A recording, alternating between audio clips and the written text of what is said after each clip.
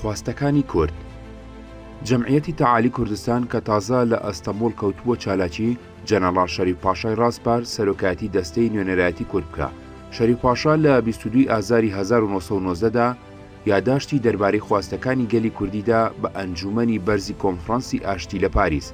لەم یاداشتەدا شەریف پاشا داوای دروستکردنی دەوڵەتی کوردستانی سربەخۆی کردبوو لە ویلایەتە کوردنشینەکانی ئیمپراتۆری عوسمانیدا. شەریف پاشا خواستەکانی خۆی لەسەر بنچینەی بەهانەی مێژوویی، جۆری ژیانی کورد و زمانەکەی و شوێنی ژیانی دامەزراند بوو. هەروەها لەسەر بنچینەی بەڵێنی هاوپەیمانەکان دەربارەی سەلماندنی مافی گەلان لە ئازادی بڕیاردانی چارەنووسی خۆیاندا. لەم یاداشتەدا باسی پەیوەندی کوردی لەگەڵ ئەرمەن کردبوو. لەبەرەوەی کوردستان هەرگیز دەوڵەتێکی تایبەتی نەبووە خاوەنی سنووری سیاسی یا جوگرافی دیاریکراو بێ، سنووری کوردستان جێگەی مشتومڕ بوو. خواستەکانی کورد لەلایەک لەگەڵ خواستەکانی ئەرمەن و عەرەب تێکەڵاو بوو، چونکە هەندێک لەو شوێنانەی ئەرمەنی و هەندێک لەو شوێنانەی عەرەب داوایان ئەکرد کورد بە نیشتیمانی خۆی ئەزانی و لەلایەکی ترەوە لەگەڵ تەماعی بریتانی و فەڕەنسی تێکەڵاو بوو، چونکە هەندێک لەو شوێنانەی کورد داوای کرد ئەوان ئەیانویست خۆیان دەستی بەسەرا بگرن. شەریف پاشا لەگەڵ نوێنەرانی ئەرمەن ڕێکەوت کێشەی سنووری نیشتیمانی هەردوو گەل بخرێتە بەردەمی کۆنفرانسی ئاشتی بۆ بڕیارلێدان و هەردووکیان بەو بڕیارە ڕازی بن. تەقەلاکانی کورد بۆ سربەخۆیی. لە ساڵانی جەنگدا بەشەکانی ڕۆژهەڵات و سەر و خواروی کوردستان لە ئەنجامی جەنگدا بوو بە کەلاوەیەکی گەورە. سەرکردەکانی بزوتنەوەی کورد لە تورکیا پێنا چێبواری چالاکی سیاسی، فەرهەنگی، جەنگی زۆریان بە قازانجی بزوتنەوەی ڕزگاری نەتەوەی کورد هەبوو بێ. لە ئێران تەنیا لە ڕۆژئاوای ورمێ جوڵانەوەیەکی چەکدار بە سەرکردایەتی سمکۆ هەبوو. ئەویش لە شەڕی ناوخۆ گلابوو، هەم لەگەڵ مەسیحەکان و هەم لەگەڵ عەجەم. کردەوەکانی سمکۆ بە تایبەتی ڕەشەکوژی مەسیحی و عەجەم، تاڵانی ئاوای و ڕاوڕووتی خاڵک بەرجی سیاسی لە جوڵانەوەکەی داماڵی بوو، وەکو باندی تاوان و جەردەی سەیرەکرا، نەی ئەتوانی بڕوا و پشتیوانی هیچ کام لە دەوڵەتانی هاوپەیمان بەدەست بهێنێ. لە پێش ڕاگررتنی جەنگدا بە ماوەیەکی کورت و ڕاستەوخۆ لە دوای ئاگربەر، واتە لە دوای تێشکانی عوسمانی لە جەنگدا بزوتنەوەی نەتەوەی کورد لە کوردستانی جنوبی و هەندێ ناوچەی کوردستانی شیمالی و ئەستەمبوڵ وەکو فاکتەرێکی چالاک لەسەر شانۆی سیاسی ناوچەکە سەر لە نوێ سەری هەڵدایەوە. تەقەلاکانی سلێمانی. هێشتا ئاگربڕی مودروز نەکرابوو، کاربەدەستانی تورک کاروباری سلێمانیان بە شێخ مەحموودی حەفیز سپارد بوو. شێخ مەحموود لەو کاتەدا ناسراوترین سەرکردەی کورد بوو لە کوردستانی جنوبیدا. لە دوای کوژرانی شێخ سەعیدی باوکی و شێخ ئەحمەدی برای لە مووسڵ 1970 کە لەلایەن حکوومەتی ئیتیحادیەکانەوە دوور خرابوونەوە بۆ ئەوێ بەکردەوە بوو بە سەرۆکی بنەماڵی ساداتی بەرزنجە و شێخانی ناوچەکە. لە ساڵانی جەنگدا سەرکردایەتی مجاهیدانی کوردی کردبوو لە شەڕی تاریدەری پێنجۆندا دژی سوپای رووسی و لە شەڕی شوعیبەدا دژی سوپای بەریتانی. شێخ مەحموود نفوزێکی کاریگەری لەناو عەشیرەتەکانی ناوچەکەدا هەبوو. شێخ مەحموود کە جاری یەکەم نامەی بۆ کاربەدەستانی ئینگلیز نووسی، نامەکەی کەوتە دەست تورک و لەسەر ئەوە گیرا و حکمی ئەعدامدرا. زۆری نەما بۆ ئەعدامی بکەن، بەڵام ڕەوتی ڕووداوەکانی جەنگ بە جۆرێ ڕۆیژ تورک هیچ قازانجێکی لە کوشتنیدا نەدی، بەڵکو ئازادی کرد و کاروباری سلێمانیان پێسپارد. بۆ جاری دووەم لە تشرینی یەکەمی 1970دا شێخ مەحموود عیززەت تۆپچی و ئەحمەد فایقی بە نوێنەرایەتی خۆی بە نامەیەکەوە ناردەلای کاربەدەستانی بەریتانی لە کەفری. لە نامەکەیدا داوای لە بەریتانیا کردبوو گەلی کوردیش لە ڕیزی گەلانی ئازاددا دابنێ و بەریتانیا دەسەبەری ئەوە بێ لە هیچ هەلومەرجێگا ڕێگەی گەڕانەوەی دەسەڵاتی تورک بۆ کوردستان نەدا، لە بەرامبەر ئەوەدا ئەویش ئامادەی خۆی دەرئەبڕی بۆ هاوکاریان. بریتانیا لەو کاتەدا پێویستی بەوە بوو کوردستان ئارام بێ و گەلی کورد بەلای خۆیدا ڕابکێشێ. ئارنۆڵد وێلسن حاکمی عامی عێراق مێجەر نۆیلی نار بۆ سلێمانی بۆ گفتوگۆ لەگەڵ شێخ مەحموود و دانانی بە حاکمی ناوچەکە و هاندانی عەشیرەتە کوردەکانی بەینیزەی بچووک و ڕووباری سیروان کە بۆ بەڕێوەبردنی کاروباری خۆیان یەکێتێک پێک بێنن بە سەرۆکایەتی شێخ مەحموود. لە 16 تشرینی دووەمی 1970دا نوئێل گەیشتە سلێمانی، لەوێەوە بە بروسکە ئاگاداری حاکمی گشتی کرد. ئەمڕۆ گەیشتمە سلێمانی، پێشوازیەکی شاهانە کرام. نوێنەرانی گوندەکان بە درێژایی ڕێگا ڕاوەستا بوون. بە گەیشتنی ئێمە شادی خۆیان دەرەبڕی. من دژواری زۆر نابینم لە دوا ڕۆژە لە ڕێگەی دامەزرانی دەوڵەتێکی کوردی لەژێر سەرپەرشتی خۆمان و دەسەڵاتی ئەفسەرە سیاسیەکانماندا بەو مەرجەی دەست بەجێ ڕێوشوێنی بۆ دابنرێ. لە سلێمانیش لە کۆبوونەوەیەکی جەماوەریدا نوئێل بە ناوی حکوومەتی بریتانیاوە دانانی شێخ مەحموودی بە حکومدار ڕاگەیاند و بەڵێنی خۆشی بە خەڵکدا کەوتە پەیوەندی بۆ ڕێخستنی کۆنفرانسێکی 40-50 کەسی پیاوە ناسراوەکانی ناوچەکە. سلێمانی لەو کاتەدا شارێکی دواکەوتووی بچوو بوو، تازە لە برسێتی و پەتای ڕشانەوە هەستا بووە. لە هەموو سلێمانیدا خانوویەکی باشی تێدا نەبوو، بەشی زۆری بوو بە کەلاوە. ڕۆشنبیرەکانی لە ناوسوپای عوسمانی و داو دەستگاکانی ترابوون دوور لە سلێمانی. زوڵمی کۆمەڵایەتی هەندێ لە دەسەڵاتدارانی شار و ناوچەکە دزی و جەردەی و کوشتنی ناڕەوای خەڵک ناوچەکەی بە تەواوی نائارام و ژیانی خەڵکی ناخۆش کردبوو. لە یەکی کانونی یەکەمی 1970دا حاکمی عامی عێراق ویلسن بە فڕۆکە خۆی چوو بۆ سەردانی سلێمانی. ویلسن کابرایەکی گرنگ بوو لە داڕشتنی سیاسەتی ناوچەی بەریتانیادا. چوونی ئەو خۆی لە خۆیدا گرنگجێکی سیاسی هەبوو. ئەمە هەلێکی باش بوو بۆ ئەوەی شێخ مەحموود و پیاوە گەورەکانی تری کورد لێوەشاوی سیاسی خۆیان و گەلەکەیان لە بەڕێوەبردنی کاروباری ناوچەکەدا بۆ ویلسن بسەلمێنن، چونکە ویلسن ئەیتوانی دەوری کاریگەری هەبێ لە بڕیاردانی جۆری چارەنووسی کوردستانی جنوبیدا. لە سلێمانی ویلسن شێخ مەحموود و چەند گەورە پیاوێکی تری بینی. لەم کۆنفرەنسەدا ویلسن بە درێژی گفتوگۆی لەگەڵ کردن.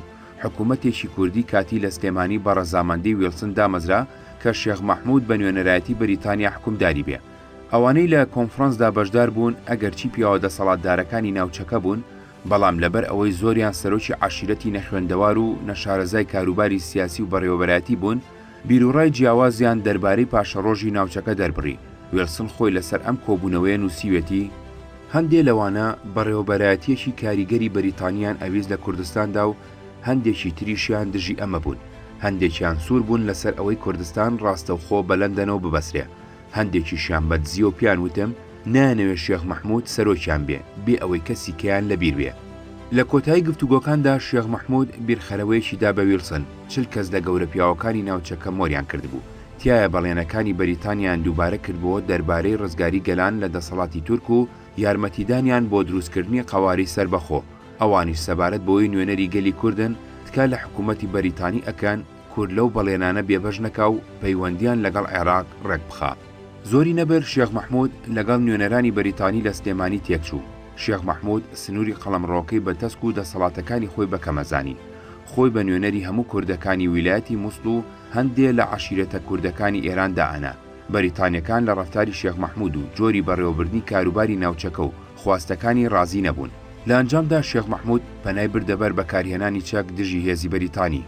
لە شەڕێکی بێهودەدا لە دەربەندی بازیان لە 18 حوزەیرانی 1990دا بە برینداری بەدیل گیرا و درایەدادگا حکوومەتەکەی سلێمانی تێکچوو. هێزی بریتانی سلێمانی داگیر کرد و ئەفسەرانی ئینگلیز ڕاستەوخۆ ئەرچی بەڕێوەبردنیان گرتە ئەستۆ. تەقەلاکانی ئەستەمۆڵ لە مانگە دوایەکانی 1970دا نیشانەکانی تێشکانی دەوڵەتی تورک لە دەرکەوت نابوو. سەرکردەکانی بزوتنەوەی نەتەوەی کورد لە ئەستەمۆڵ کەوتنە خۆڕێخستنەوە. سید عەبدولقادری شەمزینی بە هاوکاری ئەمین عالی بەدرخان و چەند گەورە پیاوی تری بنەماڵەی بەدرخان و بابان و چەند کوردی ناسراوی دیاربەکر، مەڵاتیا، دێرسیم، خەرپۆت، سلێمانی، سابلاغ، سنا جەمعیەتی تەعالی کوردستانی دامەزران. داگیرکردنی ئەستەمبۆڵ لەلایەن هێزی هاوبەشی هاوپەیمانەکانەوە ئازادیەکی زۆرتری چالاکی سیاسی، فەرهەنگی، دیپلۆماسی بۆ دابینکردن. پرۆگرامی GTK لە بەردەستدانیە لە یادداشتەکانیدا بۆ کاربەدەستانی بریتانی و هاوپەیمانەکان و بۆ کۆنفرەنسی ئاشتی و لە گفتوگۆی سەرکردەکانیدا لەگەڵ نوێنەرانی بەریتانی و بابی عالیدا دەرەکەوێ کە ئامانجی GTK پێگەنانی کوردستانی سربەخۆ بووە بە یارمەتی هاوپەیمانەکان بە تایبەتی بەریتانیا. بۆچوونی بۆ سربەخۆی کوردستان بە تەواوی ڕوون نییە و دیاری نەکراوە، چونکە لە یادداشت و گفتوگۆکاندا باسی کوردستانی سربەخۆ لە هەموو جۆرە دەسەڵاتێ، کوردستانی سربەخۆ لە ژێر مانداتی بەریتانی، کوردستانی ئۆتۆنۆم لە ژێر دەسەڵاتی بەریتانی، کوردستانی ئۆتۆنۆم لە چوارچێوەی دەوڵەتی عوسمانیدا کراوە. لەمانەش هەمووی مەبەست سربەخۆیی یا جۆرێ لە سربەخۆیی بووە. جەمعیەت بۆ دەربڕینی بیرروبۆچوونەکانی لە 7 تشرینی دووەمی 1970ەوە گۆڤاری کوردی تورکی ژینی بە لێپرسراوەتی حەمزە موکسی بڵاوە کردەوە.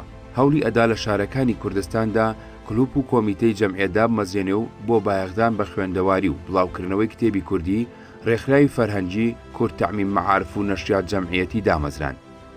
جەمعیەت بایەخێکی تایبەتیدا بە ڕێخستنی ژیانی کورد و چاکردنی ژیانی کرێکارانی کورد لە ئەستەمۆڵ و هەوڵی ئەدا بۆ گەڕانەوەی ئەو کوردانەی لە ساڵانی جەنگدا بە زۆر لە کوردستانەوە بۆ شوێنە دوورەکانی ئەنەدۆڵ دوورخرابوونەوە. جەمعیەت بۆ بەدەستهێنانی مافی نەتەوەی کورد لە 3 لاوە ئەجوڵا، پەیوەندی لەگەڵ هاوپەیمانەکان، هەوڵدان لە کۆنفرەنسی ئاشتی، گفتوگۆی سیاسی لەگەڵ بابی عالی. تەقەلا لەگەڵ هاوپەیمانەکان لە سەرەتای کانونی دووەمی 1990دا لە کاتێکا کۆنفرەنسی ئاشتی لە پاریس تازە خەریکی کۆبوونەوەکانی بوو، دەستەیەکی نوێنەرایەتی کورد بە سەرۆکایەتی سید عەبدولقادری شەمزینی چوون بۆ دیدەنی ئەدمیرال کارلسروپ مەندووبی سامی بەریتانی لە ئەستەمبوڵ بۆ گفتوگۆ و بۆ ئەوەی یادداشتی جەمعیەت دەربارەی خواستەکانی گەلی کوردی بدەنێ. لە باتی مەندووبی سامی میستەر ڕیان ئەم دەستەیە بینی هەیئەتی کوردی پەژارەی خۆی دەربڕی لە پشتگوێخستنی خواستەکانی کورد، وتی زۆرایەتی دانیشتوانی ناوچەکانی ڕۆژهەڵاتی تورکیا کوردن، هەروەها لەو دیسنووری ئێران لۆڕستان و ئەو شوێنانە بە تەواوی یاخود بە زۆری کوردن. وتی پەیوەندی کورد و ئەرمەن لە هەلومەرجی ئاساییدا باش بووە، تێکچوونی ئەو پەیوەندیە لە هەندێک کاتی دیاریکراوە ئەگەڕێتەوە بۆ کردەوەکانی حکوومەتی عوسمانی، هەروەها پەیوەندی لەگەڵ نەسووریەکانیش ئاسایی بووە، بۆ سەلماندنی ئەوەش تەرجومانێکی مەسیحیان لەگەڵ خۆیان بردەبوو. بەپێی هەڵسەنگاندنی ڕیان قسەکانیان دەربارەی سنووری کوردستانی ئۆتۆنۆمی چاوەڕێکراوە ڕوون نەبووە، پیان باشتر بووە ئەمە بهێڵرێتەوە بۆ بڕیاری ڕەوای کۆنفرەنسی ئاشتی. هەیئەتەکە داوای کردبوو کار ئاسانیان بۆ بکرێ نوێنەری کورد بنێرن بۆ ئەوروپا تا خۆیان بەرگری لە مەسەلەی کورد بکەن. هەیئەتەکە یادداشتێکی پێبوو ڕۆژی 2 کانونی 1990 لەلایەن سەرۆکی کۆمیتەی کوردستان سید عەبدولقادر و سکرتێری کۆمیتە خەلیل بەدرخان و سید عەبدوڵڵا شەمزینی، مستەفا پاشا، عەبدولعەزیز بابان، مەلا سەعید بەدیع زەمان، مەلا عەلی ڕەزا ئیمزا کرابوو. ئەم یادداشتە ڕاستەوخۆ بۆ مەندووبی سامی نووسرابوو، تکایان لێ کردبوو بیگەێنێ بە حکوومەتی بەریتانی. لەم یادداشتەدا نووسی بیان سەرکردەکانی کورد هەمیشە پشتی خەلیفە و شاو سوڵتانەکانیان گرتووە، بەڵام هەردوو دەوڵەتی عوسمانی و ئێرانی بە شێوەیەکی زۆر ناڕەوا کوردستانیان لەناو خۆیاندا دابەش کردووە. کورد لەگەڵ تورکیا و ئێراندا بووە بە گشتی ئەگەڕێتەوە بۆ ترس دەوەی کە رووسیا لە دواییدا هەڵیان بلوشێ.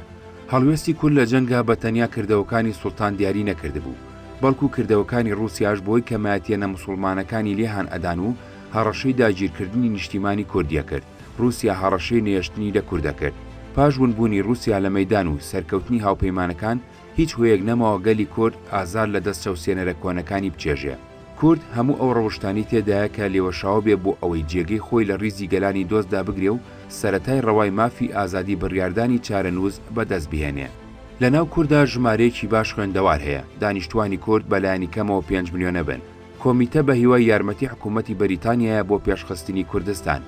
لە 12 مایزدا سید عەبدولقادر سەردانێکی تری ئەدمیراڵویبی کرد. ئەم جارە سەر ڕای دووبارەکردنەوەی خواستەکانی پێشووی تکای لێ کرد بریتانیا گوشار بۆ حکوومەتی عوسمانی بێنێ ڕێگە بدا بەو 100,000 کوردەی لە سەردەمی جەنگدا دوور خراونەتەوە بۆ شوێنی دوور بگەڕێنەوە نیشتیمانەکەی خۆیان. لە دیدەنیەکی ترا سید عەبدولقادر میستەر هۆلەری دی سید لەم دیتنەداوتی کورد خۆیان لە هەلومەرجێکی نالەباردا ئەبینن بگرە لە هەلومەرجێکی ترسناکدا. هۆهلەر لە راپۆرتەکەی دانووسیوێتی کاربەدەستانی ئەستەمۆڵ بە سەرۆکایەتی سەدری عەزام فەرید پاشا هەندێک پێشنیاری گونجاویان بۆ کردبوو، بەڵێنیان دابوویە ئۆتۆنۆمی تەواو بە کورد بدەن لە ژێر سایە حکوومەتی تورکیادا. لە زمانی سید عەبدولقادرەوە ئەنووسێ فەرید پاشا باڵێنی زۆریدا، بەڵام تا لەسەر کار بوو هیچیانی جێبەجێ نەکرد. حکوومەتەکەی ئێستاش بە سەرۆکایەتی عەلی ڕەزا گفتی داوە ئیدارەی زاتی بۆ کورد جێبەجێ بکە، بەڵام لە هەمان کاتدا تەنجیان بەخۆی هەڵچنیوە لەبەر ئەوەی مەترسی مستەفا کەمال لە زیاد بووندایە. حکوومەت ئەوێ پشتیوانی کورد بەدەست بێنێ. سید عەبدولقادر ئەوێ هاوئاهەنگی تەواو لەگەڵ هاوپەیمانەکان بکە بە تایبەتی بەریتانیا، چونکە لای وایە پاشەڕۆژی کورد بە سیاسەتی حکوومەتی بەریتانیاوە بەسراوە. هەروەها بە گرنگی پێدانەوە هەواڵی ڕێکەوتنی کورد و ئەرمەن لە تورکیا و لە پاریسی پێڕاگەیاند. سید عەبدولقادر بە هۆهلەری وت ڕاستە ئەبێ کورد بە هیوا بن لە ڕێگەی کۆنفرەنسی ئاشتی و ئامانجەکانیان بێتە دی نەک لە ڕێی حکوومەتی عوسمانیەوە لە ئەستەمبوڵ.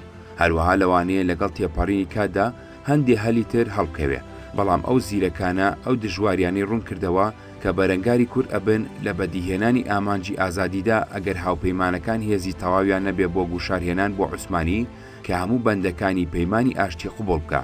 لەم ماوەیەدا لە ئەستەمبوڵ جگە لە دیدەنیەکانی سید عەبدولقادر و هاوکارەکانی لە کاربەدەستانی بەریتانی بۆ ڕوونکردنەوەی باری سەرنجی کورد و جگە لە یادداشتەکانی شەریف پاشا بۆ کۆنفرەنسی ئاشتی لە پاریس، هەر لە ئەستەمبوڵ چەندین یادداشتی نووسرا و دراوەتە بەریتانیا و هاوپەیمانەکانی.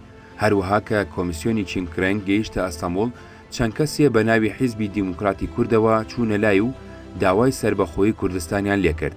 چالاکی سیاسی کورد لە ئەستەمبوڵ بە چەشنێکی ئەسپێکرا و پەرەیسەند بوو. بەڕادەیە کە مەندووبی سامی لە ئەستەمبوڵ لە وەزیری کاروباری دەروی بەریتانیای پرسی هەڵوێستی لە چالاکی کوردەکان چی بێ. میستەر بیلفۆر ئاگاداری کرد ئامۆژگاریەکانت بۆ کورد ئەوە بێ کە پارێزگاری هێمنی بکەن و نەهێڵن پشێوی ڕووبدا، چاوەڕوانی بڕیارەکانی کۆنفرەنسی ئاشتی بن، چونکە باری سەرنجی کورد لە لای کۆنفرەنس ئیترزانراوە. کاربەدەستانی ئینگلیز بەگشتی لەسەر ئەوە ڕێک بوون هەندێ مافی نەتەوەی کورد بسەلمێنرێ، بەڵام لەسەر هەندێ مەسەلەی گرنگ لەناو خۆیاندا نەگەیشت بوونە ئەنجامێکی یەکگرت و بە تایبەتی یەکەمیان جۆری ئەو مافە چی بێ، سربەخۆی بە یارمەتی دەوڵەتێکی گەورە فیدرالی چەند ناوچێکی ئۆتۆنۆم لە ناو یەک دەوڵەتدا ئیدارەی زاتی، دووەمیان مافی کورد لە کام ناوچەی جوگرافیدا بسەلمێنرێ بە واتایەکی تر کوردستان کوێیە، سێەمیان لە ناو کووردا چیە نوێنەرایەتی کوردەکە تا سەودای لەگەڵ بکرێ. بەریتانیا بەخۆشیەوە هەواڵی ئاشبوونەوەی کورد و ئەرمەنیان وەرگرت، کاربەدەستانی بەریتانی هانی نوێنەرانی هەردوو گەلیان ئەدا بۆ قۆڵکردنەوەی تەبای و ئاشتی. سیاسەتی بەریتانی لە کوردستاندا ئەوە بوو کە ئاسایش و هێمنی جێگیر ببێ، ئامۆژگاری سەرکردەکانی بزوتنەوەی کوردیانە کرد نفوزی خۆیان بەکار بهێنن بۆ پاراستنی ئاسایش و ڕوونەدانی هیچ پشێویەک. ئەمەش بەکردەوە هەلێکی مێژووی بۆ مستەفا کەمال هەڵخست بە ئازادی لە کوردستاندا بێ ئەوەی تووشی بەرەنگاری سیاسی یا چەکداری کورد ببێ کار بکات و ڕێوشوێنی دامەزرانی تورکیای نوێ و سەربرینی مەسەلەی کورد دابنێ.